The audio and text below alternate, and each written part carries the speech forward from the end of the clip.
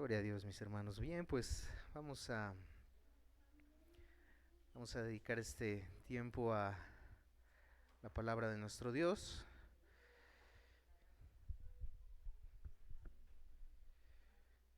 El día de hoy,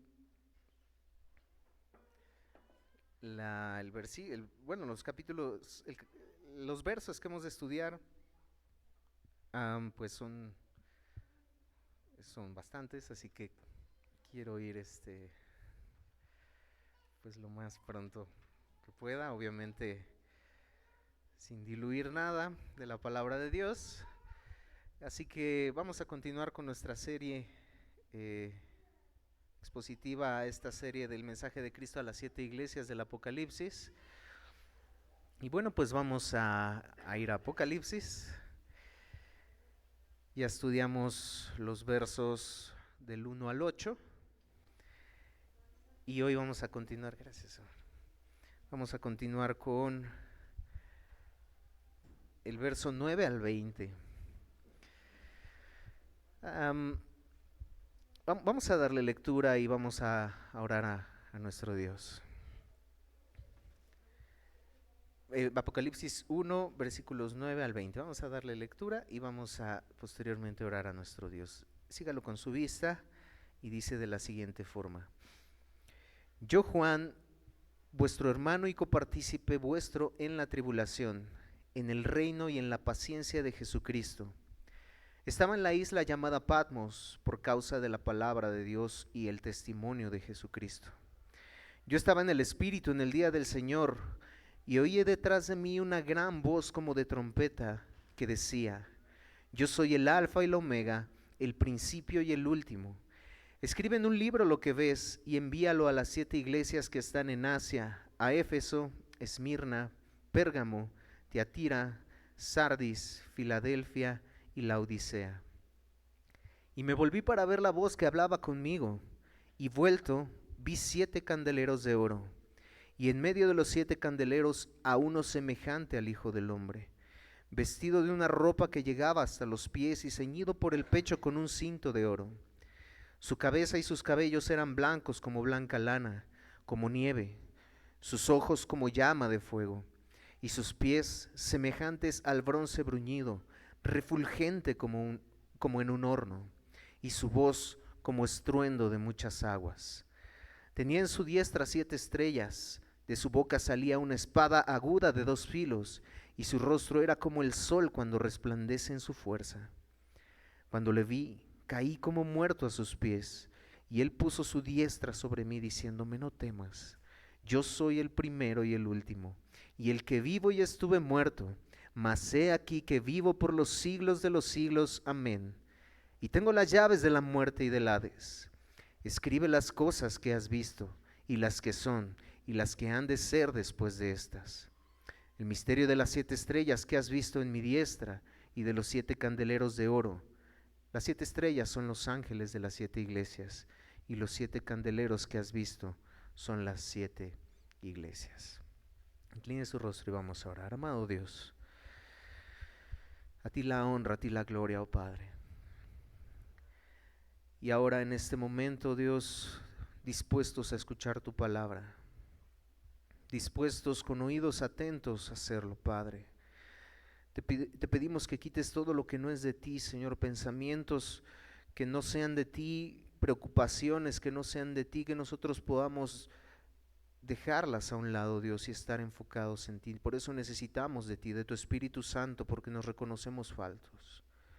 Ayúdanos, Dios, te necesitamos, que tu palabra penetre, Señor, en nuestros corazones como esa espada de 2 filos, que discierna nuestros corazones, nuestros pensamientos, que parta nuestra alma, oh Dios, para mirar lo que tú quieres traer para nosotros el día de hoy, aplicarlo a nuestra vida en cada paso que demos, no solo el día de hoy y que posteriormente saliendo de aquí el día de mañana olvidemos lo que tú has dicho en tu palabra, Señor. Ayúdanos, ayúdame, Padre. De igual forma, sin ti no soy nada.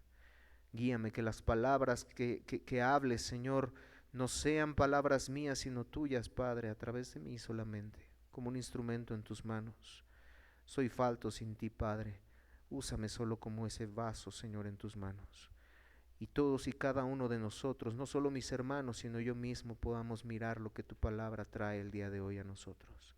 Seamos edificados para tu honra y para tu gloria y vivir una vida realmente agradable a ti, para darte a ti todo el honor, toda la adoración, todo el reconocimiento, solo como tú lo mereces, oh Dios. Te lo pedimos y te lo rogamos todo esto. En el nombre de tu Hijo amado Jesucristo.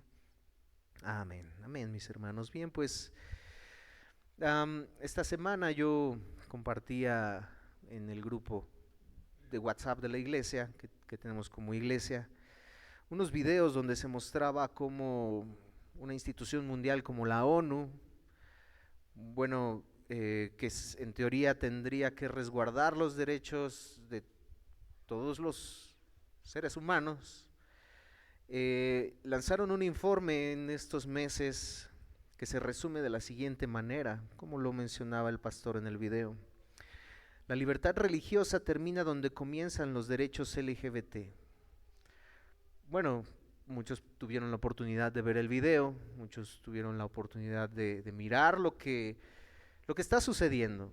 Y cuidado, mis hermanos, de solo enfocarnos en esto. Como iglesia no nos enfocamos solo en esto, que pareciera ser que el mundo ve que solo nos enfocamos en esto, pero no, mis hermanos, llamamos pecado a las cuestiones de LGBT, sí, pero llamamos pecado también al egoísmo, llamamos pecado también a la mentira, llamamos pecado a lo que la palabra de Dios llama pecado, de manera que, mis hermanos, no estamos enfocados ni atacando de ninguna manera a ningún grupo, ¿no, mis hermanos? Y como lo hemos hablado ya, esto, lejos de ser un mensaje de odio que el mundo toma como mensaje de odio, es un mensaje de amor, porque la palabra de Dios nos confronta con nuestro pecado para poder mirar al Salvador de nuestras almas, que pagó en la cruz del Calvario el castigo que nosotros merecíamos. Qué mensaje más maravilloso de amor.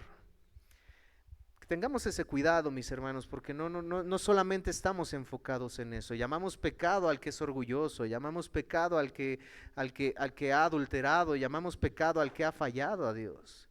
De manera que tengamos eso en mente, mis hermanos, pero miramos que a través de, como lo mencionaba, los videos que se publicaron o que mandamos, a través de todo esto que está pasando y a través de este medio, pareciera ser que ha de entrar o que está entrando en cierta forma ese querer callar a la iglesia de lo que Dios dice en su palabra. Pareciera ser este medio, decía este hermano, este pastor, pareciera ser el medio por el cual no va a haber una persecución por decir yo soy cristiano. Va a haber una persecución por decir porque hay un mensaje de odio hacia ciertos grupos. De manera que pareciera ser que esto está entrando por este lado. De manera, mis hermanos, que como tratamos en la introducción de la serie de estos mensajes, el mal irá en aumento y eso es seguro. El mal va a ir de aumento en aumento como lo hemos visto hasta ahora y eso lo tenemos seguro. Pero de igual forma, como hemos visto, tenemos segura la victoria en Cristo sobre el mal. Tenemos la victoria de Cristo sobre todas esas cosas y seremos llevados a ese cielo que Él ha preparado para nosotros, donde le adoraremos eternamente, donde enjugará toda lágrima, donde no habrá más dolor, donde no habrá más enfermedad. Él tiene la victoria, como hablábamos, no hay otro final, no hay un final alternativo, no hay escenas postcréditos. Para otra parte, no la hay, no existe. Cristo sale victorioso y nosotros con Él, amén. Tenemos esa victoria segura, pero también tenemos ese cielo seguro. No nos arrodillaremos ante la estatua de Nabucodonosor, aunque calienten el horno de fuego 7 veces más, como una analogía de lo que vivieron estos personajes, Sadrach, Mesach y Abednego, que no se arrodillaron ante la estatua que Nabucodonosor había hecho, que cuando todo el mundo se arrodilló, ellos permanecieron de pie. Ellos no temieron y dijeron, ay, no, mejor sí, porque temo mi vida. No, ellos no se arrodillaron. Y tan enojado el rey calentó el horno 7 veces. Aunque el horno sea calentado 7 veces más, nosotros no nos arrodillaremos ante la estatua de Nabucodonosor. Y recordemos cómo lo que dijeron estos jóvenes, Daniel 3, 17 al 18, he aquí nuestro Dios a quien servimos puede librarnos del horno de fuego ardiendo. Y de tu mano, oh rey, nos librará. Y si no, sepas, oh rey, que no serviremos a tus dioses, ni tampoco adoraremos la estatua que has levantado. Que esa sea nuestra respuesta ante todo lo que viene. Que esa sea nuestra respuesta ante esas cosas que estamos viendo que están sucediendo, que sucederán. Que ante el temor que le entró a Elías, este gran profeta, viniendo de una victoria tremenda, donde Dios hizo caer fuego del cielo ante los profetas de Baal que no lograron hacer nada. Dios demostró su poder. El profeta Elías sale huyendo, creyendo que era el único profeta que quedaba. Oh, están matando a todos tus profetas. Ya solo quedo yo, dijo Elías. Ya solo quedo yo. Mátame, Señor, llévame ya cumplí, ya llévame. El profeta Elías. Y la divina respuesta, dice Pablo a los romanos, y esto viene en Primera de Reyes 19, 18. Elías, levántate, le da de comer. Le muestra su presencia no en el terremoto, no en cosas estruendosas, sino en un momento apacible. Y él le responde: y yo haré que queden en Israel 7,000 cuyas rodillas no se doblaron ante Baal y cuyas bocas no lo besaron. Wow, mis hermanos, Dios siempre ha guardado un remanente fiel. Maravilloso que Dios pudiera decir, mis hermanos, de Monte Ararat, de esta iglesia, me he reservado hermanos fieles que no han doblado sus rodillas ante todas estas cosas que están pasando. Y mis hermanos, es extraordinario y es maravilloso y de verdad, conforme más va pasando el tiempo con estas noticias que parecieran no ser muy alentadoras, mis hermanos, de verdad que las piezas que como iglesia estamos llevando, los estudios que estamos llevando, el temor al hombre con varones, con damas, te costará todo de este libro los lunes en nuestros grupos pequeños, mis hermanos, nos están llevando como iglesia a fortalecernos, a prepararnos, a poder estar firmes en el Señor y que se pueda decir de la iglesia Monte Ararat, me he reservado hombres fieles, mujeres fieles, que no han doblado su rodilla ante Baal. Que se pueda decir eso de nosotros, mis hermanos.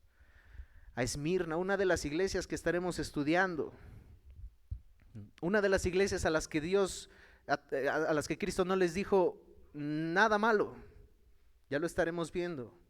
Apocalipsis 2:10, no temas en nada de lo que vas a padecer. Aquí el diablo echará a algunos de vosotros en la cárcel para que seáis probados y tendréis tribulación por 10 días. Sé fiel hasta la muerte y yo te daré la corona de vida. Wow, mi hermano, sonará extraño lo que voy a decir, pero ¿no le emociona esto? ¿Por qué? Salmo 118, 6, Jehová está conmigo, por eso nos emocionamos, por eso por eso estamos en paz, por eso estamos gozosos, por eso estamos alegres, porque Jehová está con nosotros. No temeré lo que me pueda hacer el hombre. Bueno, versículo 9 de Apocalipsis, capítulo 1. Esta introducción por todo esto, mis hermanos, que estamos tratando, por lo que veremos el mensaje a las 7 iglesias, porque la iglesia, como ya vimos, la iglesia de Cristo estaba padeciendo persecución en este tiempo, por Domiciano, el gobernante. Y Juan escribe ahora y les dice, yo Juan, vuestro hermano y copartícipe vuestro en la tribulación, en el reino y en la paciencia de Jesucristo. Estaba en la isla llamada Patmos por causa de la palabra de Dios y el testimonio de Jesucristo. Una vez más, ya habíamos visto en el capítulo 1, los primeros versos, cómo la revelación de Dios fue dada a Jesucristo, de Jesucristo al ángel, del ángel a Juan. Ya habíamos visto el autor. Y una vez más miramos indiscutiblemente al autor de Apocalipsis, Juan. Aquí no hay ningún malentendido como en Hebreos probablemente, que se puede discutir quién fue el autor. Aquí no, tenemos claro, se identifica Juan como el autor de esta carta de Apocalipsis, de esta epístola. Y es hermoso como Juan no se identifica probablemente como Pablo en algunas otras cartas. Pablo, apóstol de Jesucristo. No se identifica con esa autoridad dada por Dios para delante de algunas iglesias que habían dudado de su apostolado, que Pablo es necesario les diga: ustedes son mis cartas de recomendación. De manera que Pablo se identificaba de esta manera en algunas iglesias. Sin embargo, Juan, la forma en la que se identifica aquí no es como ese apóstol que era y que Dios le había hecho, con esa autoridad apostólica que la tenía, pero la forma de Juan identificarse en este momento es de una manera amorosa, con sus hermanos. Yo, Juan, vuestro hermano y compañero, copartícipe, compañero de ustedes, revela cierta intimidad identificándose con el pueblo de Dios, con la familia de Dios, tal y como usted y yo lo somos. Juan da a entender no solamente que se asocia con ellos, sino que se hace uno con ellos, lo cual usted y yo también somos.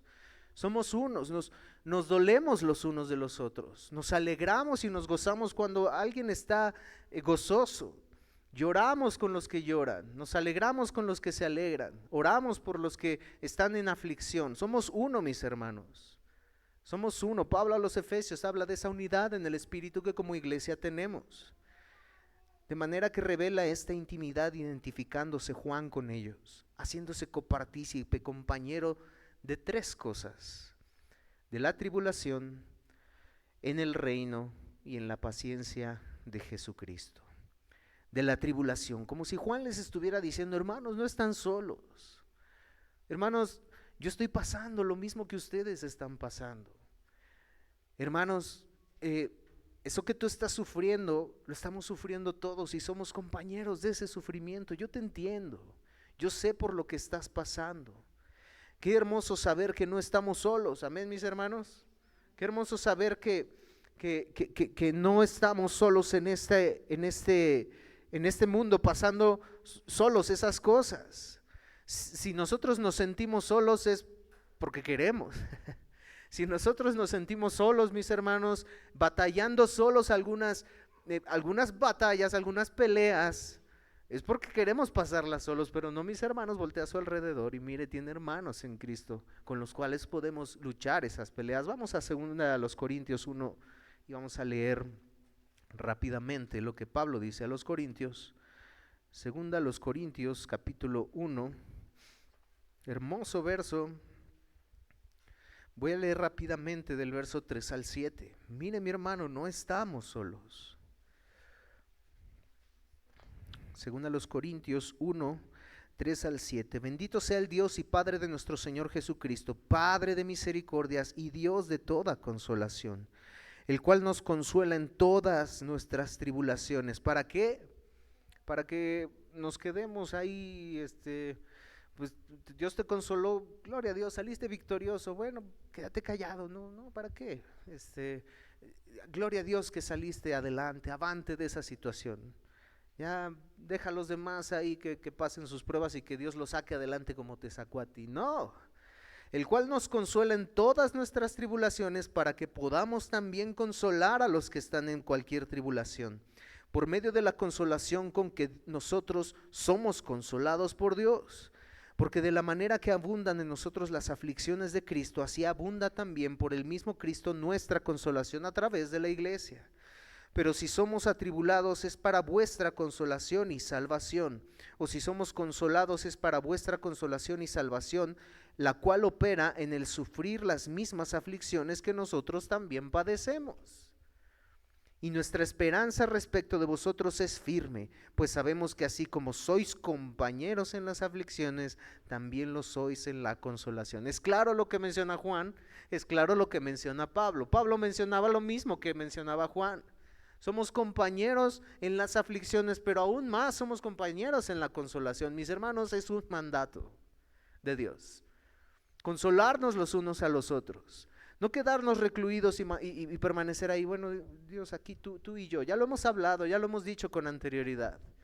Que lejos de parecer humildad el decir, aquí tú y yo, Señor, yo con mi Dios todopoderoso, sí, pero ese Dios todopoderoso, que creen que puso algo para que Él nos pueda consolar. Hemos dado ya el ejemplo, Señor, ¿por qué tú no nos consuelas? Señor, yo estoy orando a ti, oro diario, ayuno, Dios, tu consolación no llega. Porque su consolación, no estamos usando el medio que Dios ha puesto para nuestra consolación, que es la iglesia, que son nuestros hermanos.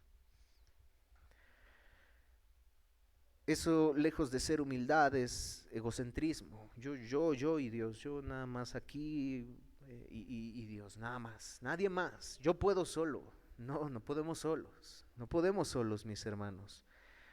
Yo, hermano, copartícipe vuestro en la tribulación. Ya hablamos de que uno de los propósitos de Apocalipsis era animar, alentar a hermanos que estaban pasando tiempos difíciles de persecución. Juan lo estaba viviendo en la misma carne. Por eso él puede decir esto.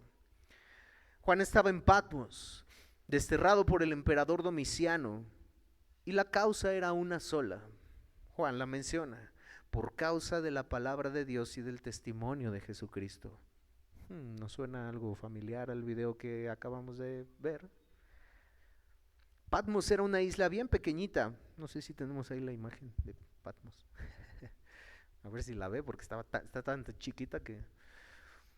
tenemos ahí la imagen de Patmos, y de hecho también tenemos la imagen de la ubicación de las 7 iglesias. Si podemos ver, las 7 iglesias empezaba con Éfeso y concluía hasta la Odisea. De manera que se dice que probablemente esta carta iba a ir recorriendo todas esas iglesias en ese orden. Por eso se mencionan las iglesias en ese orden, y podemos ver a Patmos, una isla bien chiquita, bien pequeñita, dicen de 14 kilómetros por 7 kilómetros, era pequeña. De manera que esta isla predominaban altas colinas, islas rocosas de piedras volcánicas, a la cual el gobierno romano en los primeros siglos enviaba en exilio a sus convictos. Era un tipo de prisión. Y Juan era un anciano de más de 90 años, imagínense. El exilio entonces viene porque las autoridades romanas consideraban y habían interpretado la predicación de la iglesia, la predicación de Juan, como una predicación sediciosa e inconveniente para los intereses de Roma. Una predicación de odio, una predicación que causaba disensión, que causaba pleitos, que causaba peleas. ¿No suena familiar? Los romanos perseguían a los cristianos porque no reconocían al César como el Señor, sino reconocían a Cristo Jesús, el resucitado, como el Señor. No, a ese gobernante, al César que los romanos reconocían como ese Señor, los cristianos decían: no, nosotros no vamos a servir al César, como lo hicieron estos amigos de Daniel. No, nosotros no vamos a reconocerte a ti, oh Rey, como el Dios. No nos vamos a doblar la rodilla ante ti. Los cristianos miren, mis hermanos, que en toda la época de Dios y su pueblo, del cristianismo, ha sido lo mismo. Y terminará igual. No doblaremos nuestra rodilla ante Baal, no doblaremos nuestra rodilla ante esas cosas que el mundo quiere que doblemos rodilla. No, mis hermanos.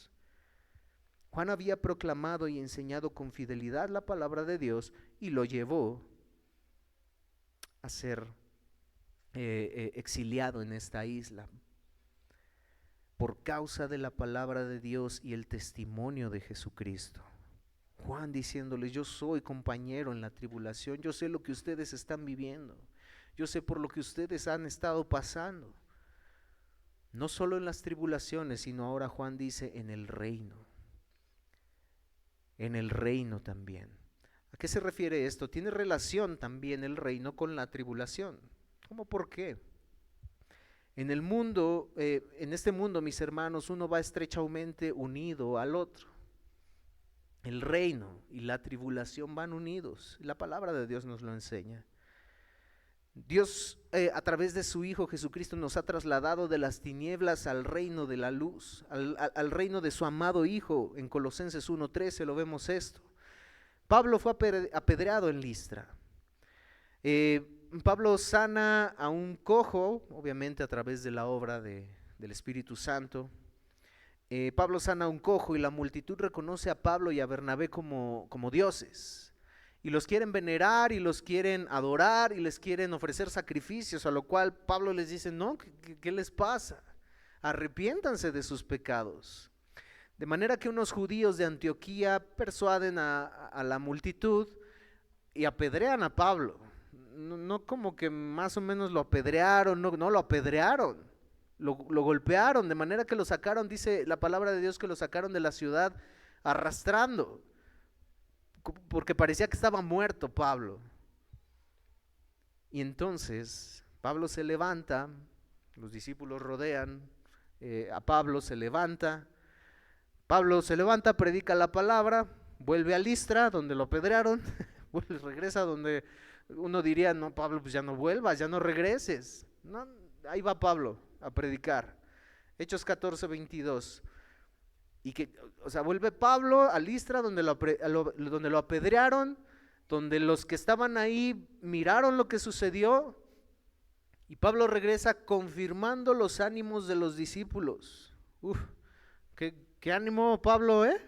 Sí, confirmando los ánimos de los discípulos, exhortándoles a que permaneciesen en la fe y diciéndoles, es necesario que a través de muchas tribulaciones entremos en el reino de Dios. ¡Wow!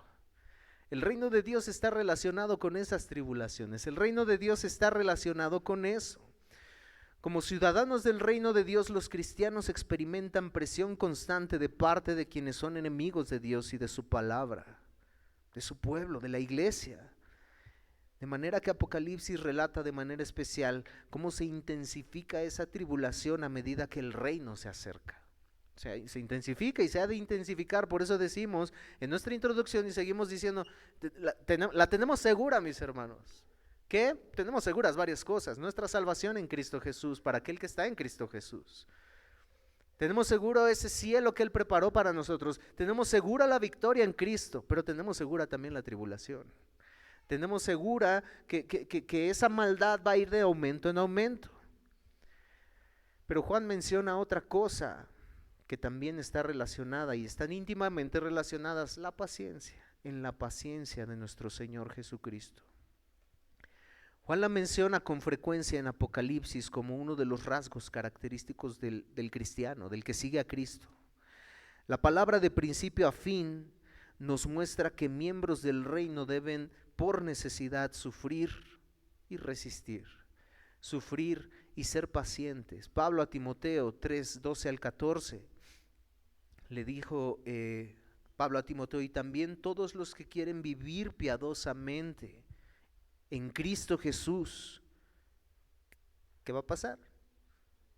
Padecerán persecución, mas los malos hombres y los engañadores irán de mal en peor, mire, engañando y siendo engañados.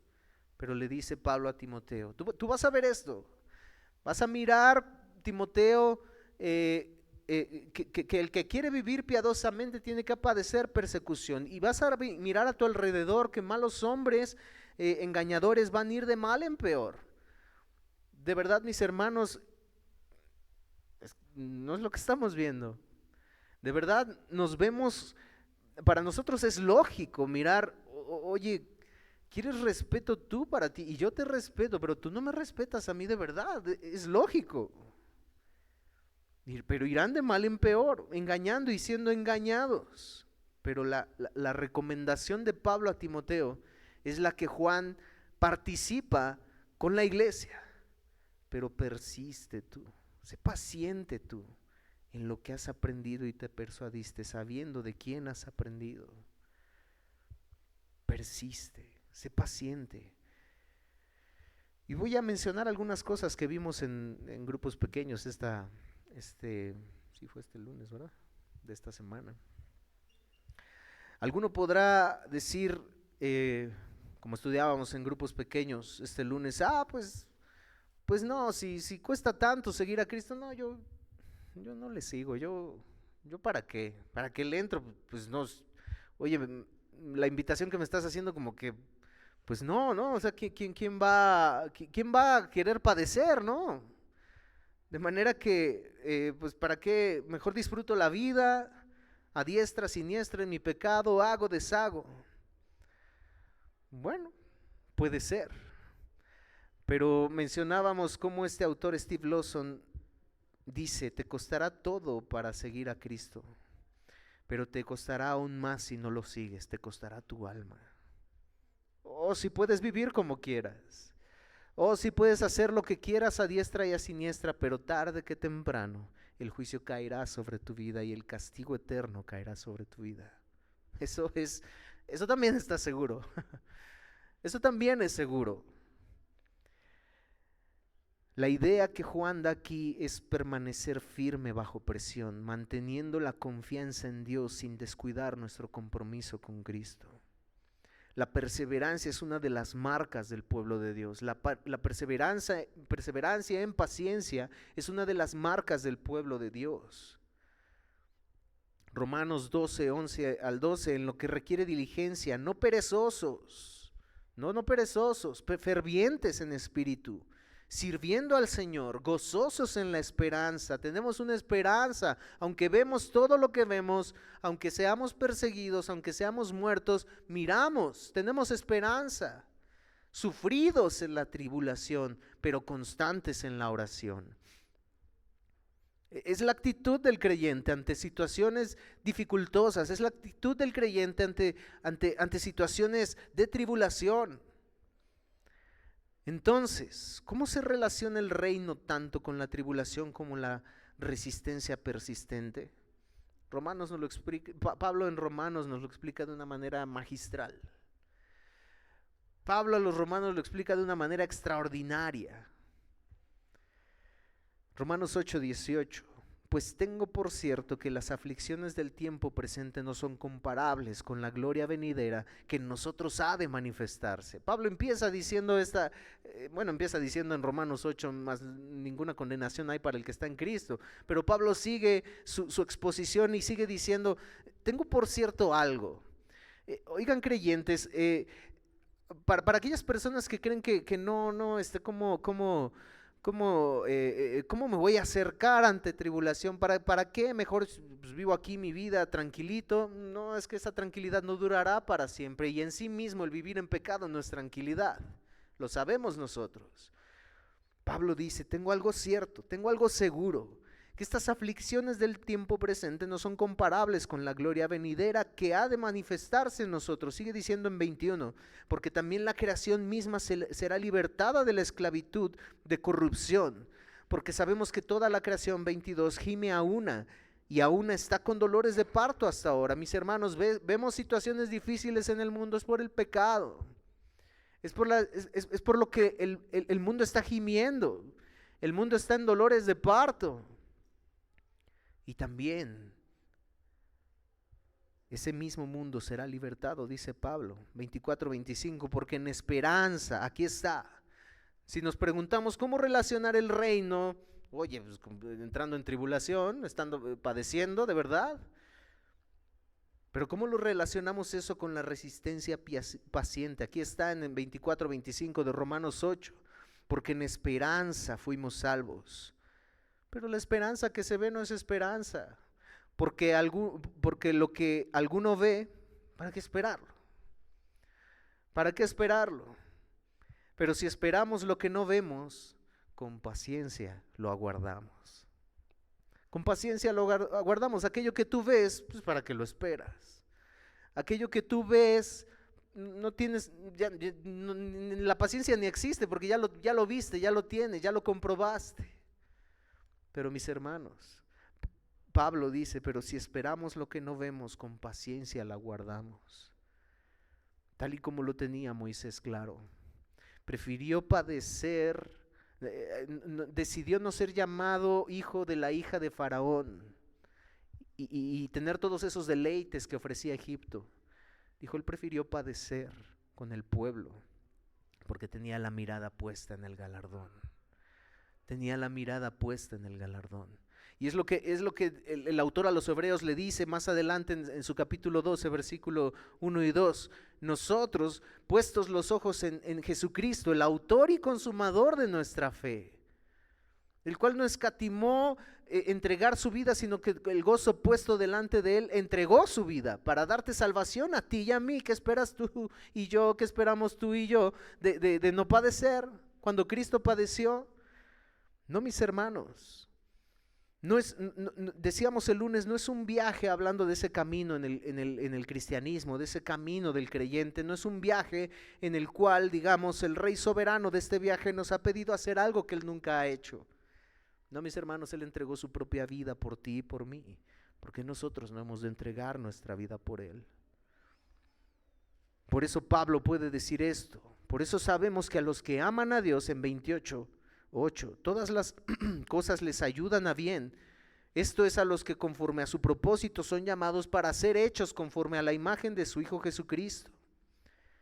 Y sigue diciendo, después de analizar y pensar, ese Señor Jesucristo que se entregó a sí mismo para darme salvación a mí, que no la merecía. Ese Señor Jesucristo que se entregó en una cruz para pagar el castigo que yo merecía en el infierno. ¿Qué pues diremos a esto? 31 al 34, si Dios es por nosotros, ¿quién contra nosotros? El que no escatimó a su propio Hijo, sino que lo entregó por todos nosotros, ¿cómo no nos va a dar también con Él todas las cosas?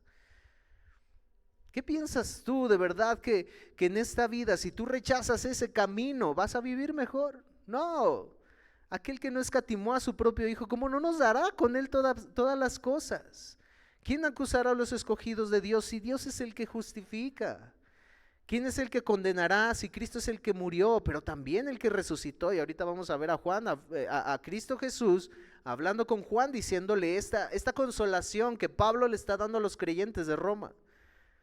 Cristo es el que murió, más aún el que también resucitó, el que además está a la diestra de Dios, el que también intercede por nosotros. Es lo mismo que vamos a ver en un momento.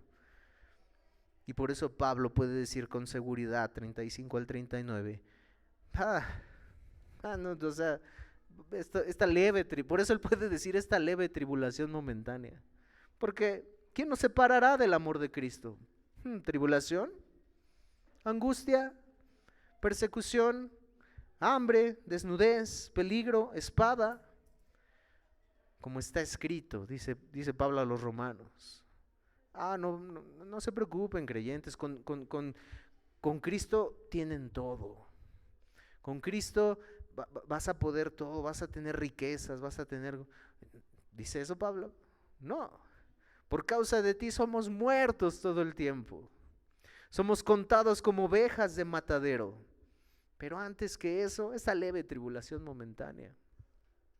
Antes, en todas esas cosas, somos más que vencedores por medio de aquel que nos amó, por lo cual estoy seguro, estoy convencido 100% de que ni la muerte, ni la vida, ni ángeles, ni principados, ni potestades, ni lo presente, ni lo porvenir, ni lo alto, ni lo profundo, ni ninguna otra cosa creada nos podrá separar del amor de Dios que es en Cristo Jesús. Por eso podemos tener paciencia, mis hermanos. Por eso podemos tener paciencia en medio de la tribulación. Versículo 10 del capítulo 1 de Apocalipsis sigue diciendo Juan: yo estaba en el Espíritu en el día del Señor. Muchos coinciden en que Juan, al decir estaba en el Espíritu, se refiere a que estaba en un éxtasis, como lo estuvo Pedro en Hechos 10, 9 al 11, como lo estuvo Pablo en Hechos 22, 17 al 18. Y no, mis hermanos, ese éxtasis, no estaban drogados, no tenían nada de eso, mis hermanos, aclaro, porque hay muchas malas interpretaciones de estas cosas, o en ese éxtasis que muchos tirándose al suelo. No tenemos a Pablo, no tenemos a Juan, no tenemos a nadie tirándose al piso, corriendo por todos lados. Tampoco ese éxtasis se refiere a eso, tirándose y tirándose para atrás. No es un éxtasis, eso no se refiere a un éxtasis. Un diccionario define éxtasis de la siguiente forma, refiriéndose a cuando la palabra de Dios menciona esto: estado en el que las funciones sensoriales e intelectuales quedan suspendidas en tanto que el alma, despreocupada del cuerpo, contempla lo sobrenatural. Algo que Dios utilizaba a través de su Espíritu Santo, controlado por su Espíritu Santo, no como estos ejemplos que acabamos de dar, sino para revelar algo, para mostrar algo, visiones que Dios quería mostrar a sus escritores que habrían de escribir su palabra. Entonces, solo la experiencia que se tenía era, solo veían cosas, solo escuchaban cosas. Esa era la experiencia, controlado por el Espíritu Santo. Entonces quitemos de nuestra imagen esas ideas que algunos han enseñado que éxtasis significaba en este sentido. El día del Señor es difícil interpretarlo. Dice, yo estaba en el Espíritu en el día del Señor. El día del Señor, para algunos pudiera ser difícil interpretarlo, a qué Juan se refería, en qué momento se refería, ya que es el único lugar en el Nuevo Testamento que pareciera referirse a esto, en una expresión que en muchos lugares se utilizaba más como el primer día de la semana, un poco más entendible. Algunos sugieren que por decir el día del Señor se refería a ese gran día del Dios Todopoderoso que había de venir en juicio para las naciones en la segunda venida de Cristo. Sin embargo, mis hermanos, recordemos que los cristianos habían cambiado, los cristianos judíos habían cambiado el día sábado, el día de adoración del día sábado al día domingo, porque recordaban la resurrección de Cristo Jesús que fue en domingo. De manera que muchos concuerdan que Juan se refiere a este día de la resurrección del Señor el domingo, ya que hacia finales del primer siglo los creyentes habían comenzado a referirse al día domingo como el día del Señor. Y nosotros hasta ahora lo seguimos haciendo también. Al reunirnos los domingos vamos a la casa de Dios, el día del Señor. Aún nosotros nos seguimos refiriendo hasta ahora en ese día, de manera que pues hay dos interpretaciones, pero la misma o probablemente la más adecuada sea esta, que Juan se refería al día domingo, en el día del Señor, y siendo también que Juan, estando exiliado en una isla sin sus hermanos, él no se olvidaba de adorar a Dios. Era domingo, no se adoraba de adorar a Dios junto con sus hermanos, aunque él no estuviera presente en cuerpo con ellos. De manera que es probable que en esta adoración de Juan que él estaba dando a Dios, él recibe esta revelación. Versículo 10 y al 11. Y oí detrás de mí una gran voz como de trompeta que decía, yo soy el alfa y el omega, el primero y el último. Escribe en un libro lo que ves y envíalo a las 7 iglesias que están en Asia. A Éfeso, Esmirna, Pérgamo, Tiatira, Sardis, Filadelfia y Laodicea. Como vimos en el mapa, estaban las iglesias de esta forma, una seguida de la otra. Por eso se supone, o algunos suponen, que la carta iba a ir recorriendo estas iglesias. Entonces Juan escucha una voz. Teniendo este momento en el Espíritu, Juan escucha una voz poderosa, inesperada, sorpresiva. La intensidad de la voz que Juan describe, oí detrás de mí una gran voz como de trompeta. La trompeta en el Antiguo Testamento se tocaba como para dar un aviso, para estar alertas, porque algo iba a suceder. Estar alertas, estar atentos. Esta intensa voz de nuestro Señor Jesucristo requería eso, estar alerta, estar atento, obedecer. Cuando estudiaba esto me preguntaba a mí mismo, queremos experiencias, el ser humano quiere experiencias impresionantes, el ser humano quiere experiencias intensas, escuché la voz de Dios, y quiere escuchar la voz de Dios audiblemente cuando tenemos la palabra de Dios aquí. John Piper decía, ¿quieres escuchar la voz de Dios audiblemente? Lee la palabra en voz alta. De manera que el ser humano quiere experiencias impresionantes, pero mis hermanos, yo me preguntaba, cuando escuchamos la palabra de Dios los domingos, en el día del Señor, ¿no estamos escuchando su voz? Y a veces no estamos atentos, como Juan estuvo atento, porque no, pues ya existí, ya fui, no, pues hoy sí me gustó, hoy no me gustó. Es que no se trata de eso. Se trata del que lo que se predica en este lugar, cierto, hay muchos lugares en los que no se predica la palabra de Dios fielmente, cierto. Pero mis hermanos, si la palabra de Dios se predica fielmente en un lugar, es Dios hablando a nuestra vida. De manera que si no hacemos, como nos decían nuestras mamás, te entra por un oído y te sale por el otro, a quien estamos ignorando es a Dios. No necesitamos esa voz estruendosa, porque vamos a ver más adelante la reacción de Juan ante ese Dios soberano, ante ese Dios poderoso. Pero mis hermanos, esa voz que nosotros escuchamos cada domingo aquí es palabra de Dios, a la cual hemos de estar atentos, a la cual hemos de estar atentos. Esta voz decía: yo soy el alfa y el omega, de aquel que hablamos ya en los versos anteriores. No voy a ahondar mucho en esto porque ya hablamos de eso en el mensaje anterior. Cristo Jesús diciendo: yo soy el alfa y la omega, de la A a la Z. Yo soy el eterno, yo soy el alfa y el omega, el principio y el fin, el primero y el último. Escribe a las 7 iglesias. Ya vimos el destinatario también. No quiero ahondar mucho en esto para no repetir en este sentido esto, mis hermanos. Versículo 12 al 13.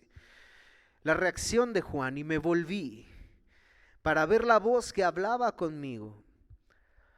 Y vuelto vi 7 candeleros de oro, y en medio de los 7 candeleros uno semejante al Hijo del Hombre, vestido de una ropa que llegaba hasta los pies y ceñido por el pecho con un cinto de oro. Su cabeza y sus cabellos eran blancos como blanca lana, como nieve. Sus ojos como llama de fuego, y sus pies semejantes al bronce bruñido, refulgente como en un horno. Y su voz como estruendo de muchas aguas. Tenía en su diestra 7 estrellas, de su boca salía una espada aguda de 2 filos, y su rostro era como el sol cuando resplandece en su fuerza. Ahora Juan no solo escucha, sino que ahora ve. No solo escucha Juan en esta visión, sino que ahora ve. Por lo tanto, podemos ver que es una visión. Y no estaba teniendo lo que decíamos reacciones en este éxtasis como el día de hoy se habla. No nos dice en ninguna parte nada de eso. Entonces Dios se revela a Juan tal y como se revelaba en el antiguo pacto, con visiones. Juan fue uno de los que tuvo la gran y extraordinaria oportunidad de ver a Cristo Jesús transfigurándose en el monte de la transfiguración, junto con Pedro y Jacobo, su hermano. Tuvo esta gran oportunidad, pero esto no tenía, aunque fue glorioso esto vamos a ver que no se comparaba con eso, porque era el Cristo resucitado, era el Cristo glorioso, era Cristo siendo Dios. El orden que describe Juan es interesante. Lo que probablemente uno pudiera decir cuando, pues, imagínense ver esta visión, wow, vi a Cristo. Pero lo que Juan menciona primero no es a Cristo. Lo que Juan menciona primero: vi 7 candeleros de oro. Se menciona primero que vio 7 candeleros de oro, y por la misma palabra de Dios en el verso 20 sabemos que los candeleros son las 7 iglesias de las que está hablando. 7, como habíamos mencionado, ya denota algo completo, por lo cual Juan presenta un cuadro de la iglesia completa, de la iglesia en todas las edades. Usted y yo ahora mismo. La comparación de las iglesias con un candelero, mis hermanos, nos muestra la misión que tenemos como iglesia, que la iglesia tiene en el mundo. Un candelero está supuesto a iluminar, a hacer luz en lugar oscuro, en tinieblas.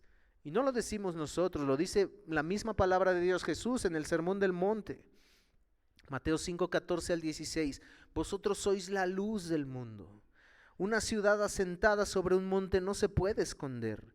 Ni se enciende una luz y se esconde debajo. ¿Para qué? ¿Para qué encender una luz en un lugar oscuro y esconderla en un cajón, debajo de un almud? Dice, sino sobre el candelero está la luz, de manera que alumbra a todos los que están en casa. Así alumbre vuestra luz, dice Cristo Jesús.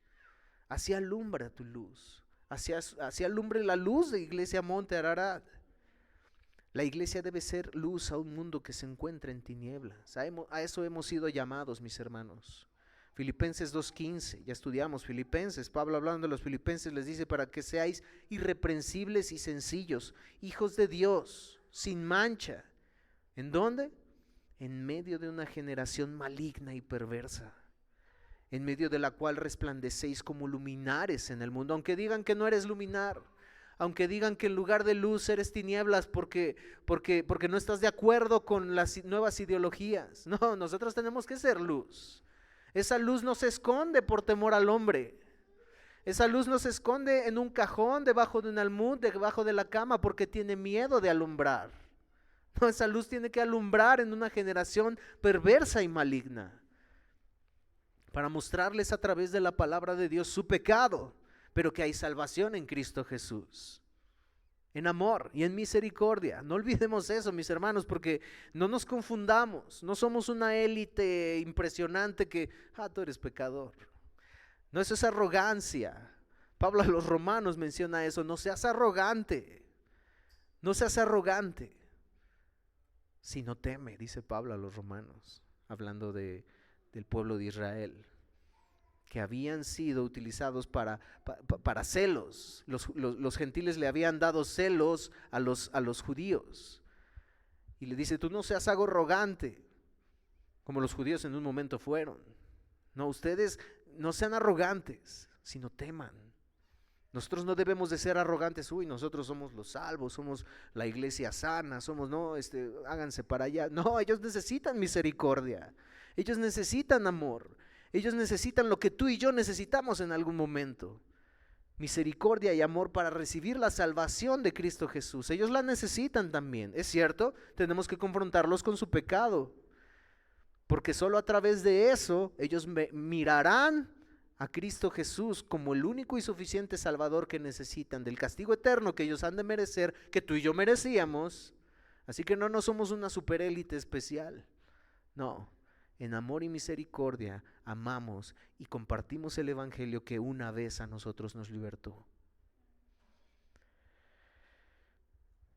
Sin mancha en medio de una generación maligna y perversa, en la cual resplandecéis como luminares en el mundo. Ante las cosas que estamos viviendo, mis hermanos, personas se preguntan: ¿y dónde está Dios? Lamentablemente el mismo creyente a veces se pregunta: ¿y dónde estabas, Dios? ¿Dónde está Dios? Ante estas situaciones que estamos viendo y que irán avanzando, ¿dónde está Dios? Un desastre natural, ¿y dónde estaba Dios? Una muerte terrible, un accidente terrible, pero era un niño, ¿y dónde estaba Dios? Aquí nos responde: ¿dónde está Dios? En medio de los candeleros. Si el candelero son las iglesias, nuestro Señor Jesucristo está en medio de sus iglesias. Él está ahí, mis hermanos, no está distante. Pero no confundamos el pecado del mundo, de una tierra que está gimiendo con dolores de parto por el pecado, que Dios advirtió lo que pasaría, que Dios advirtió. No le echemos la culpa a Dios. ¿Dónde estabas, Dios? Estaba donde el ser humano quiso ponerlo, lejos, por su pecado. De manera que, mis hermanos, nosotros ahora como creyentes, Él está en medio de sus iglesias. Y esto, mis hermanos, es para tener paz. Esto es para tener consuelo. Esto es para tener gozo. Dios está en medio de sus iglesias. Dios está en medio de Monte Ararat y de sus iglesias, mis hermanos, sosteniéndolas. Es ahí donde está. Juan en estos versos hace muchas referencias a Daniel. Al libro de Daniel, pues. Daniel 7, 13, 14 dice: miraba yo en la visión de la noche, y he aquí con las nubes del cielo venía uno como hijo de hombre, que vino hasta el anciano de días, y le hicieron acercarse delante de él, y fue dado dominio, gloria y reino. Aquel hijo de hombre, el mismo que está en medio de las iglesias, se acercó al anciano de días, y a él, Cristo Jesús, Daniel, Cristo Jesús en el Antiguo Testamento, Daniel, y le fue dado dominio, gloria y reino para que todos los pueblos, naciones y lenguas le sirvieran. Su dominio es dominio eterno que nunca pasará, y su reino uno que no será destruido. Ese es nuestro Señor Jesucristo, mis hermanos. Él reina y reinará por siempre. Ese hijo de hombre que reina y reinará por siempre tiene el dominio, no lo tendrá, no está luchando por él, no, él ya lo tiene. No, no, esto que estamos viendo, mis hermanos, es el pecado del mundo. No es una batalla que ahí está el bien, pues ya ganó una batalla, ahora el mal ganó. No, mis hermanos, no es así. Cristo Jesús tiene el dominio. Cristo Jesús es el Rey de reyes y Señor de señores. Y reinará en un reino que no será destruido. Él no está distante, no nos ha dejado a la deriva, mis hermanos. Mateo 28:20, y he aquí yo estoy con vosotros. ¿Cuándo? Todos los días, hasta el fin del mundo. Amén. La tierra gime por el pecado, pero las tribulaciones del tiempo presente no se comparan con la gloria que ha de venir y ha de manifestarse. En todas las épocas Cristo ha estado en medio de la iglesia. En todas las épocas Cristo ha estado en medio del lugar más oscuro en su iglesia. Mis hermanos, la iglesia sigue hasta hoy. Durante tiempos y tiempos de tiempos la iglesia, el mundo ha querido destruir a la iglesia, pero no ha podido. El mundo ha querido destruir al pueblo de Dios, pero no ha podido. La iglesia sigue en pie hasta el día de hoy, a pesar de toda oposición a lo largo de la historia. A pesar de toda la oposición, a pesar de los videos que veamos, que miremos todos estos, a pesar de las organizaciones que suponen hacer algo y que no lo van a hacer, la iglesia va a seguir en pie. La iglesia va a seguir en pie. Vemos una descripción de Jesucristo vestido de una ropa que le llegaba hasta los pies y dice Juan, ceñido por el pecho con un cinto de oro. Hace referencia a la vestimenta de los sacerdotes. Jesús, nuestro sumo sacerdote, que traspasó los cielos, dice Hebreos, que tiene un sacerdocio inmutable, dice Hebreos, por lo cual puede salvar perpetuamente, porque tal sumo sacerdote nos convenía, santo, inocente, sin mancha, apartado de los pecadores y hecho más sublime que los cielos, que no tiene necesidad cada día como aquellos sumos sacerdotes de ofrecer primero sacrificios por sus propios pecados y luego por los del pueblo, porque esto lo hizo una vez y para siempre, ofreciéndose a sí mismo. Ese es nuestro sumo sacerdote que te convenía y a ti y a mí para darnos salvación eterna, vida eterna, para que a pesar de las situaciones que veamos alrededor de nosotros, a pesar de que nos quiten la vida ni la muerte nos podrá separar de nuestro Señor Jesucristo. Ese es nuestro Señor Jesucristo que venció en la cruz del Calvario. Por eso podemos tener paciencia, por eso podemos tener paz en medio de la tribulación. Por eso podemos confiar en las palabras de Cristo Jesús. En el mundo tendréis aflicción. Estas cosas os digo para que en mí tengáis paz. En el mundo tendréis aflicción, pero confiad. Yo ya vencí al mundo.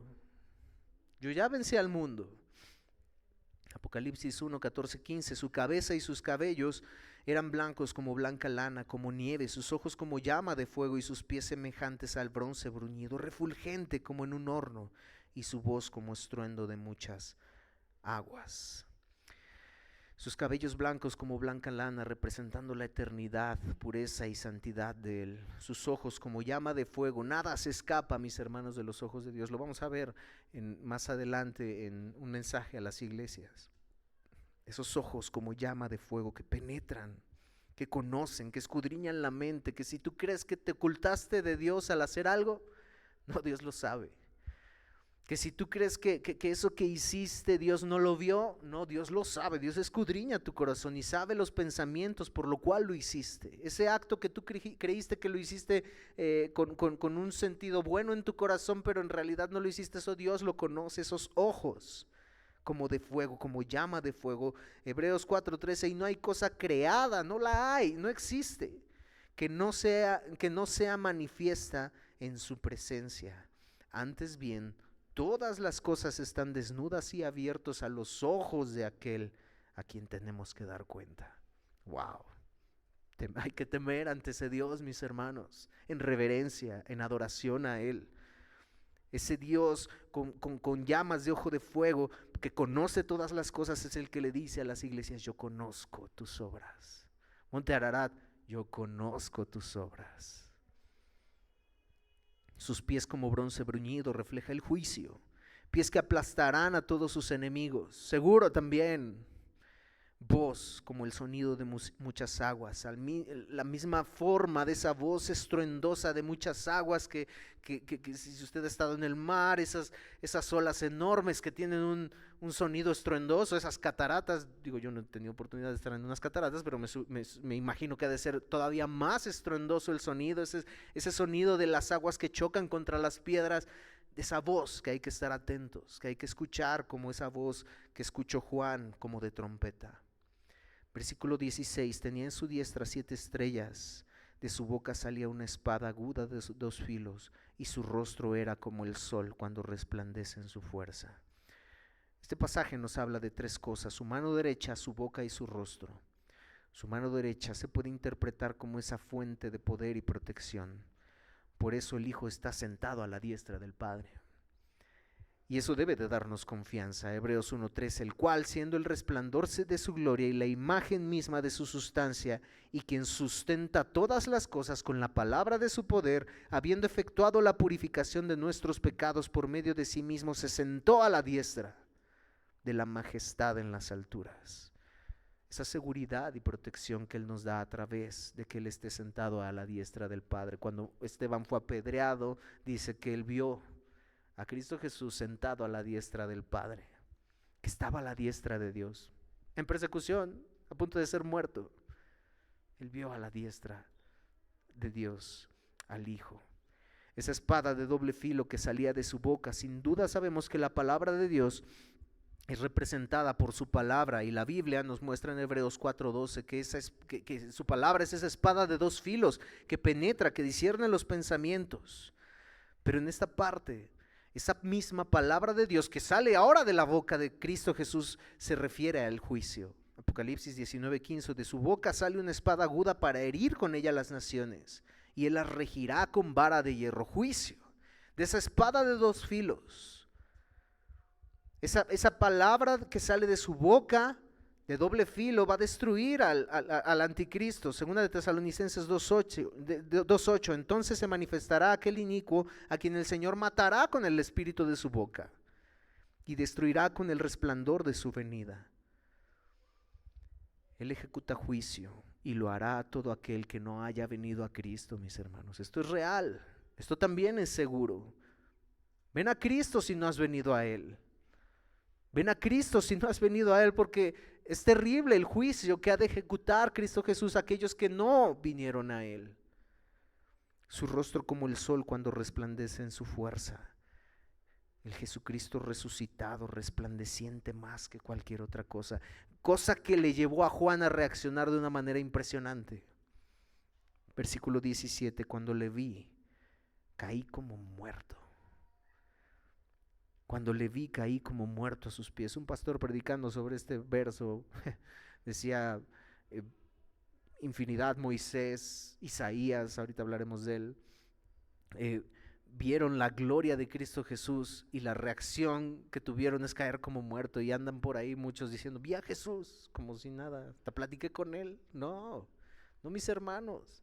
La reacción apropiada de Juan al ver la gloria de Dios extraordinaria, como ese sol que resplandece, que ni siquiera podemos mirar porque nos deslumbra esa misma gloria. Juan reacciona y dice, cuando le vi caí como muerto a sus pies, no solo por la fragilidad humana, no solo por el pecado con el que batallamos ante el 3 veces santo, fue lo que llevó a Juan a que cayera como muerto, sino es ver Juan que era totalmente indigno de ver la gloria de Dios.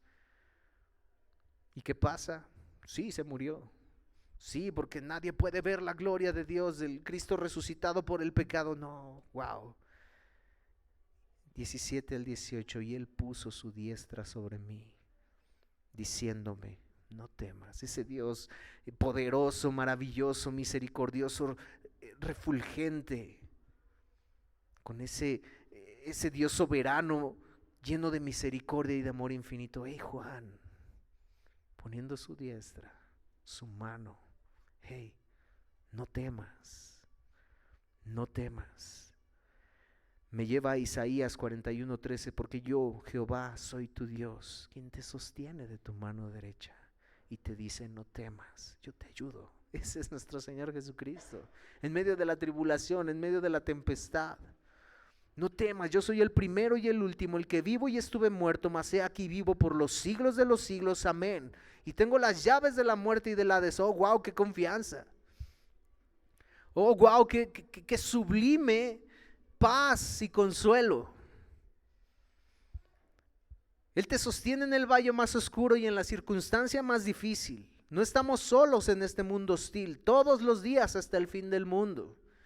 El primero y el último le dice, no solo le dice: no temas, tranquilo, ahí la llevamos ganando la batalla. No, yo soy el primero y el último. Soy eterno. Estuve muerto, pero no quedé en la cruz. Vencí a la muerte en la cruz del Calvario. Oye, no temas. Si Cristo Jesús te puede decir eso y te lo dice y me lo dice a mí en medio de la tribulación más terrible, aún en medio de la muerte, por eso el salmista puede decir: Él nos guiará aún más allá de la muerte. Por eso Pablo podía decir: ni la muerte, ni la vida, ni la muerte, ni nada nos podrá separar, porque Él ya venció. Estuve muerto. Sí, estuve muerto, pero aquí vivo por los siglos de los siglos. No quedé muerto, resucité, vencí a la muerte en la cruz del Calvario. Por eso te puedo decir: no temas, yo te ayudo, no temas.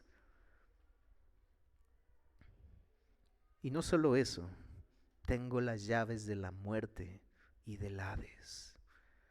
Tengo las llaves de la muerte y del Hades. No hay quien esté sobre ese Señor extraordinario, maravilloso. No, aquí Cristo Jesús dice: es que no es una batalla donde el diablo gane, donde el mal gane, donde esa persecución te venza. No es una batalla de esas. Es una batalla donde ya tienes la victoria. Donde yo estoy en control.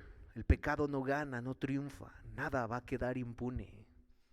Aquellas personas que pudieran ver y decir: es que pues, se salió con la suya. No. Tarde que temprano, de la forma en la que Hitler murió, no es nada con lo que va a padecer, porque pareciera que esas personas que causaron atrocidades terribles, la forma en la que murieron, de verdad eso merecían algo peor. Sí lo va a haber, sí lo van a tener, claro que sí. Versículos 19 al 20, escribe estas cosas que has visto y las que son y las que han de ser después de estas. El misterio de las 7 estrellas que has visto en mi diestra y de los 7 candeleros de oro. Las 7 estrellas son los ángeles de las 7 iglesias y los 7 candeleros que has visto son las 7 iglesias. Bueno, aquí tenemos la interpretación de lo que son los candeleros y no una interpretación tan fácil de lo que son las estrellas. La Biblia muestra que las estrellas, dice aquí, son los ángeles. No es claro ni dogmático decir qué significa esto. Hay varias interpretaciones, pero la realidad es que lo primero que se nos viene a la mente cuando dice ángeles, pues son esos seres angelicales, celestiales que Dios creó sirviendo al Señor en el cielo. Pero en lo personal yo no me inclino más a que sea esa la interpretación de que las estrellas son ángeles celestiales, sino que son los mensajeros de las iglesias que son mencionados en las cartas de Apocalipsis, esos mensajeros que llevan los líderes de las iglesias, pues. Estas cartas, mis hermanos, eran para ángeles celestiales. Preguntémonos: ¿para qué entregar eso a un ángel celestial, a un ángel de los que sabemos que sirven al Señor día y noche? ¿Para qué entregarlas a ellos? Preguntémonos eso. La interpretación de que los mensajeros a las congregaciones son sus pastores tiene sentido. Tiene sentido, mis hermanos, pues vemos a los pastores como enviados y comisionados por Dios para ser responsables de las iglesias. Vemos a los pastores para ser responsables de a quien Cristo manda el mensaje. Esto también quita cualquier doctrina del ángel de la guarda, que las iglesias tienen ángeles de la guarda. No, mis hermanos. cuida esta interpretación, cuida eso. Si bien no hay claridad en esto, ciertamente no podemos ir a otros pasajes que nos puedan interpretar esto, pero bueno, si lo miramos de esta forma, los pastores han de dar cuenta de las ovejas a quien han pastoreado. Eso sí nos muestra la palabra de Dios. Eso sí es claro en la palabra de Dios. De manera, mis hermanos, que este mensaje, estas estrellas, que es claro, mis hermanos, y gloria a Dios por eso, que están en las manos de Dios. Que este Salvador extraordinario, maravilloso, está en medio de su iglesia. Eso es lo maravilloso y eso es lo extraordinario. No estamos solos. No estamos solos porque está Cristo con nosotros, porque Él está con nosotros hasta el fin del mundo, pero tampoco estamos solos porque estamos unidos, mis hermanos, usted y yo, para consolarnos. Estas estrellas están en las manos del Señor. El Señor está en medio de su iglesia. Nuestro Dios es glorioso. Adorémosle como Él lo merece. Pase lo que pase, tribulación que venga. Y si tú no estás en Cristo, pareciera terrible. Oye, me estás hablando de un mensaje de odio, del infierno, Sí, porque es el castigo eterno. Pero es que el mensaje del Evangelio habla de aquel que puede librarte de ese castigo eterno, que murió en la cruz, tomó tu lugar, vivió el castigo que tú merecías, vivió el infierno que tú merecías para que tú no vivieras ese infierno. Por lo tanto, ven a Cristo en arrepentimiento y fe. Ese es el Evangelio.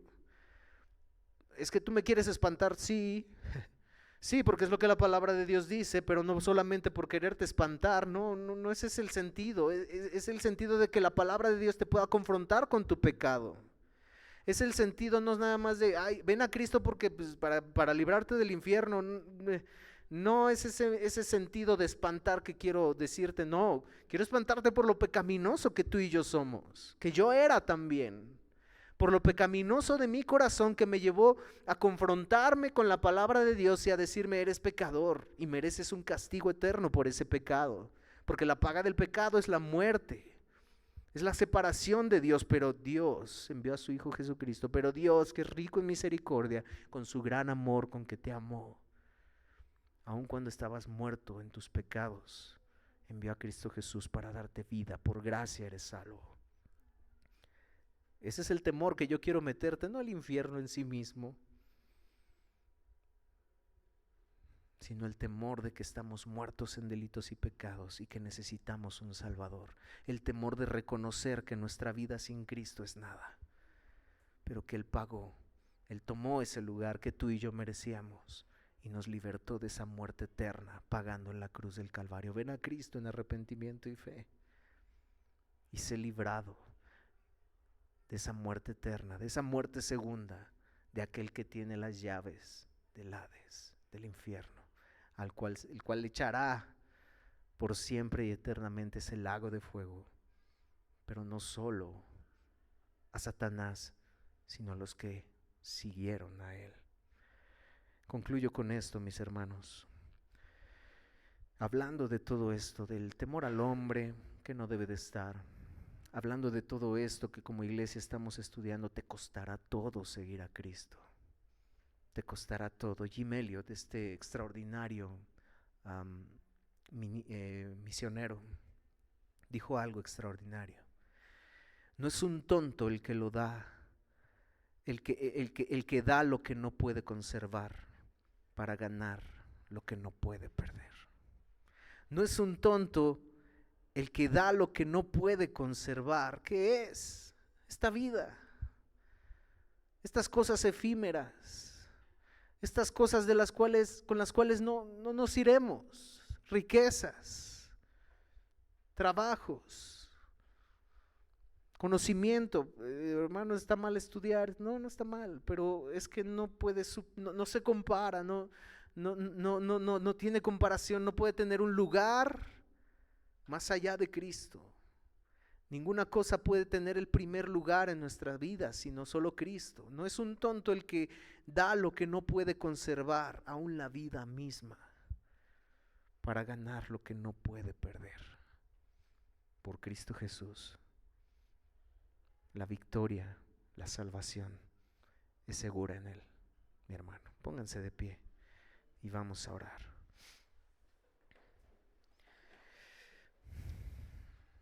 Oh Dios y Padre Celestial, gracias por tu hermosa palabra.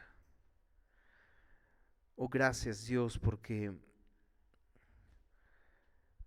a ti es toda la honra y toda la gloria. Ese Jesucristo resplandeciente, soberano, todopoderoso, el primero y el último. A ese Cristo glorioso, el que estuvo vivo, el que estuvo muerto, pero que ahora vive por los siglos de los siglos, el que tiene las llaves de la muerte y del Hades, el que tiene su rostro como ese sol resplandeciente, en su punto más resplandeciente, ese sumo sacerdote que traspasó los cielos para podernos presentar justos ante el Padre. Una justicia que no es nuestra, que es de Cristo Jesús. ¿Para qué presentar justos a los culpables? ¿Por qué presentar justos a los culpables? Porque tú pagaste el precio que nosotros teníamos que pagar. ¿Por qué? Porque nos amaste con un amor eterno que no merecíamos, pero que gloria sean dadas a ti por habernos mirado con amor. ¿Qué sería de nosotros si no nos hubieras mirado con amor?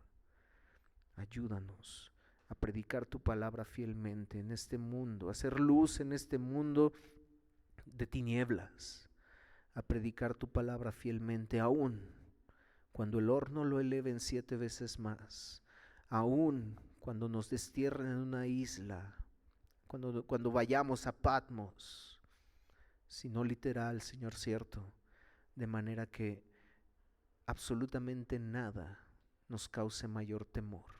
A Juan no le causó temor el gobernante Domiciano, a Juan no le causó temor lo que el hombre pudiera hacerle, aún matarle, pero tuvo temor ante aquel que cayó casi como muerto, pero que tú en tu misericordia, con tu mano derecha le tomaste y le dijiste: no temas, yo estoy en control. Es el mismo Dios que el día de hoy nos dice: a pesar de todo lo que miras a tu alrededor, no temas, no temas, yo soy el primero y el último, el que estuve muerto pero ahora vivo, y el que ha vencido en la cruz del Calvario y tiene las llaves de la muerte y del Hades. Confía, confía, no temas lo que te pueda hacer el hombre, porque yo, Jehová, estoy contigo. Y ante estas situaciones, Dios, no miramos con odio todo esto, sino miramos la necesidad que el mundo tiene de ti. Y por esa necesidad que nosotros tuvimos en algún momento y tú nos libraste, compartimos esto. Pero en medio de eso es necesario ser confrontados por tu palabra y hacer ver el pecado que tú nos hiciste ver para poder venir a ti. Eso es lo que hacemos, es un mensaje de amor, oh Dios, que la gente necesita escuchar. Si en el camino, oh Dios, han de odiarnos, si en el camino han de aborrecernos, si en el camino han de perseguirnos, tú nos dices: no temas, yo estoy contigo, yo he vencido al mundo. A ti la honra y a ti la gloria, oh Dios. Te pedimos todo esto y te lo rogamos por Cristo Jesús. Amén. Amén, mis hermanos, gloria a Dios.